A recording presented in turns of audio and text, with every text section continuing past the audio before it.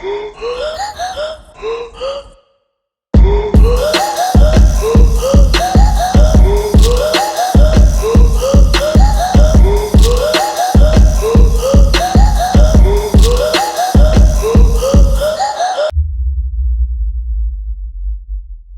again, Kyle Erickson here. Today I just want to go over a camera that I just picked up in the last few weeks, the Fujifilm X-T4. So before this camera, some of you who may have been watching these videos for a while might know that I was using a Canon M50, but I found once I started to learn what I was doing a little bit more, it was limiting me a little bit technically, which was ultimately limiting me creatively as well. I decided on this camera after I did a whole bunch of research. For big purchases like this, a lot of the time I'll go down a rabbit hole for a few weeks or even a month and learn as much as I can about whatever it is that I'm looking for, and I'll make a choice after that that just makes the most sense for me. I mainly wanted a camera that could do really solid video. I wanted to step up the quality of this channel more, but I also want to take good photos outdoors and photos of tech products for my Instagram. Basically, I just wanted an all-around solid hybrid without having to spend $4,000 or $5,000 on a camera. I ended up looking at 3 or 4 cameras. I think specifically the Canon R6, Panasonic Lumix S5, Sony a7 III, and of course the Fujifilm X-T4. A lot of the specs on these cameras are the same, but I think the video features are what ultimately sold me on this camera. So, coming from a more entry-level mirrorless camera, as soon as I took this camera out of the box, I was like, wow, okay, this is what a premium camera feels like. The weight of it, the all-metal body, and the size definitely make it feel like a step up from a lot of entry-level cameras out there or intermediate-level cameras. One of the first most noticeable things on this camera versus a lot of others is the number of controls and customizable buttons this has.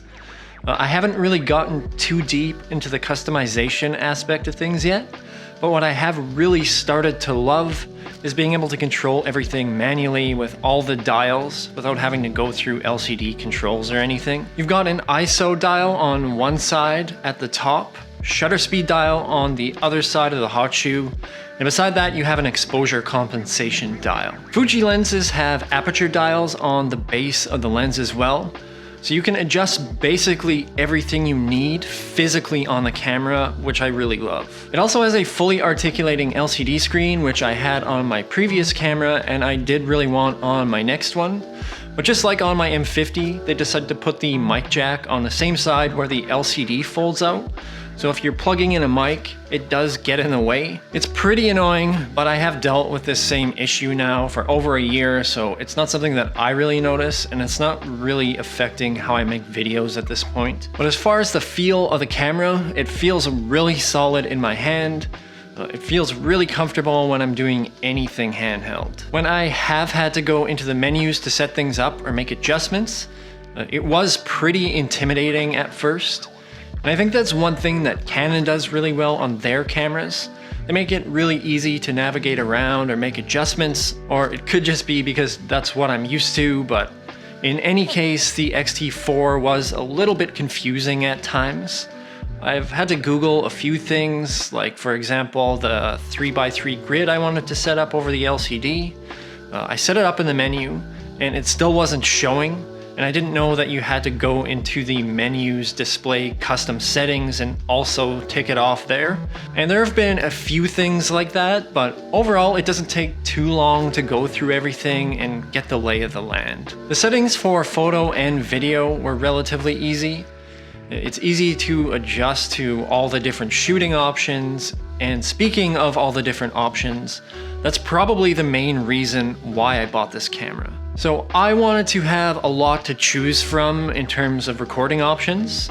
Something that could shoot in a log profile, in 10-bit video that could do 4K 60 frames per second, but I also wanted it to do decent slow motion in full HD as well. A few of the models that I mentioned earlier do 120 frames per second in full HD, but the X-T4 will actually go to 240 FPS. You can shoot in F-Log and shoot 4K at 400 megabits per second, which was the highest of any of the other cameras that I was looking at. And you don't get any crop on 4K footage up to 30 frames per second.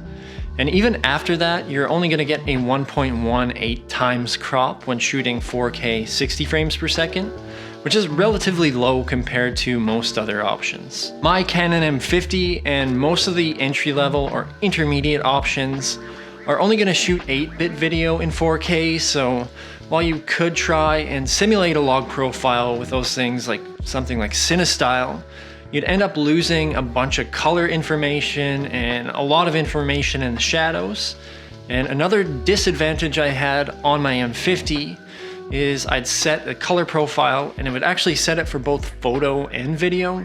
Whereas on the X-T4, when I set F-Log for video, it doesn't affect my photos at all. So it's just really nice not to have to worry about that, and that it's kind of keeping those two things separately as two different mediums. I also like that I can shoot at 1/48th of a second shutter speed if I'm recording at 24 frames per second. For those of you who don't know, when you're shooting video, there's a guideline in most instances where you want your shutter speed to be double that of whatever your frame rate is. And on a lot of cameras, you're never going to get that exact shutter speed that you want. You usually have to shoot at either 1/50th or 1/60th of a second.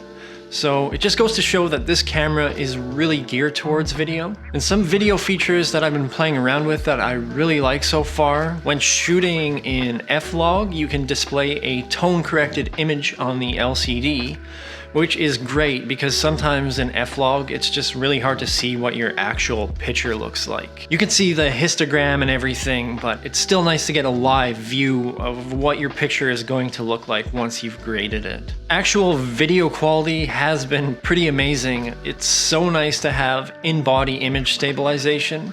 Just for shots where you're doing slight panning, it takes a lot of the shakiness out of your footage. It can get a little bit jerky if you change your speed really abruptly, but for the most part, I find it really helpful. You can also bump up the ISO super high on this camera without it getting too noisy. Just comparing it to my M50, where it would start to see noise anytime I went up over 1000 ISO. This has been really great for up to 8000 at times. It does struggle a bit if you have a really high frame rate selected, say 240 frames per second or something like that, but even so, I've been really impressed with everything video related. One of the concerns that I did have with video was autofocus, which has been pretty good overall. I'm shooting mostly manually when I'm not talking in front of the camera like this. So I just needed something reliable that I could use for when I was doing talking head videos and making sure that it's not going to do any focus hunting or anything like that. Canon and Sony both have really great autofocus, and I think Fuji has improved as well over the last few models that they've come out with. I was looking at the Lumix S5 quite a bit as well, but it only uses contrast detection for autofocus. I believe it's still supposed to be pretty good, but I've watched some videos where it seemed to struggle a little bit, and I didn't really want to risk it. I did look at the R6 for a little while as well, but for what you get, it just seemed a little bit too pricey for me. And the A7 III was an option, but it's just getting a little bit too long in the tooth. And there were a few other things that I wasn't really liking on it. The X-T4 seemed like it was fairly reliable for what I needed it for. It has phase detection autofocus and face eye detection. And since I've got it, it's been really solid. I know some people say it's pretty lens specific with Fuji autofocus.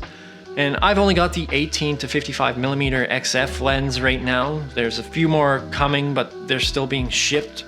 So I'll have to try it out more once they arrive, but overall it seems to track my face quite well, and even if I'm filming a computer screen or something with a face on it, it will pick it up. When you move to photo, things are really great there as well. I know initially I was pretty set on moving to a full frame camera, And the more I read about Fuji cameras and the more work I saw done out there on the X series gear, the less that I was really worried about that. All Fuji lenses are pretty highly reviewed and seem to be pretty sharp. I haven't got a chance to go outside with it much yet, but I've been doing a lot of tech photos indoors, and even for those, I've really loved it so far. The in-body stabilization has been really handy on the photo side as well, where you'll need to stay steady if you're taking photos at say 1/30th or 1/15th of a second. And it would be really useful if you were using it for taking photos of say running water where you want to capture a little bit of the motion in the water. The image ISO has also been really good. I can crank this up way higher than on my M50 and there's minimal noise. If you do have another camera and use a companion app or a remote shooting app a lot, this is one area where Fuji is pretty bad. The Fujifilm remote camera app has a 1.3 star rating on the App Store. I think that's a little better on Android, but overall it's about the same. When I first started it, it seemed like it was going to work. Then I went into the remote shooting mode and it just basically locked up. The Canon app isn't great or anything, but at least it does work. This one definitely needs some improvement. So if you're counting on a feature like this, I'd either wait for some kind of update or maybe just look around at something else. And finally, the battery life. For a mirrorless camera, it has been really good so far. I can shoot quite a while in 4K without killing the battery, and it's not like my M50 where I'd be constantly having to swap batteries all the time. I can shoot for a few hours with this in 4K without having to worry about anything. And the only thing that I wish they would have included with the camera was an actual charger. They give you a wall adapter and an extremely short USB-C cable that just plugs into your camera, so you've got to charge everything through your camera. Overall though, the actual battery performance has been great. So far, my experience has been really positive. I got this camera so I could start stepping up the quality of my content and be able to remove some of those constraints creatively that I was having. So I'm hoping that I can really have some fun with it and provide you guys with some better content as well. I'm always trying to improve, and the quality of this camera and my experience with it so far has me pretty impressed. There are certainly a few things in here that aren't perfect, but after doing a month of research, it's pretty hard not to find a camera that doesn't have its warts, unless you're spending a ton of money. And that's pretty much it for this one. If you guys have any questions or comments about this camera, or if you're in the same place that I was a few weeks ago when I was shopping around looking for the best options, feel free to leave a comment down below. Thank you guys so much for watching. Please hit that like button if you enjoyed this video. Help support me by subscribing and hit that little bell icon if you want to get notified when I release videos. I'll keep the content coming. Until next time, see you in the next video.